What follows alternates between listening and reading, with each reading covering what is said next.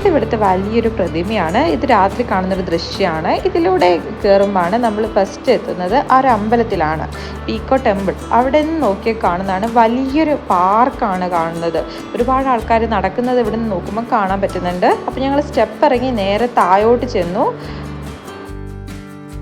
ഞങ്ങളിവിടെ ഒരു evening time ഒരു 5:30 ആയപ്പോൾ എത്തിയപ്പോൾ ഇവിടെ ഒരുപാട് പിള്ളേരുണ്ടായിരുന്നു കളിക്കുന്നത്.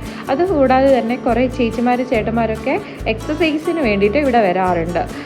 പിന്നെ ഈ കാണുന്ന ആൽമരത്തിൻ്റെ ചുവട്ടിൽ കുറച്ച് വെള്ളവും പിന്നെ കുറച്ച് എന്തോ ഫുഡ് ഐറ്റംസ് ഒക്കെ വെച്ചിട്ടുണ്ട്, കിളികൾക്കൊക്കെ വേണ്ടിയിട്ട് വെച്ചേക്കുവാണ്.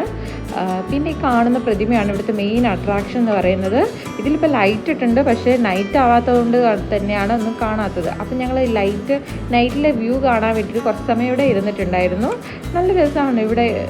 മൊത്തത്തിൽ കുറച്ച് നല്ല ഭംഗിയുണ്ട്. ചുറ്റുപാടും ഫുൾ പച്ചപ്പായിട്ടുള്ള ഒരു ഏരിയ ആയതുകൊണ്ട് തന്നെ നല്ല രസമാണ് ഇവിടെ ഇരിക്കാൻ വേണ്ടിയിട്ട്. ഞങ്ങൾ പിന്നെ അതിലൂടെ നടന്ന് കുറച്ച് ഫോട്ടോസ് കാര്യങ്ങളൊക്കെ എടുത്തിട്ടുണ്ടായിരുന്നു.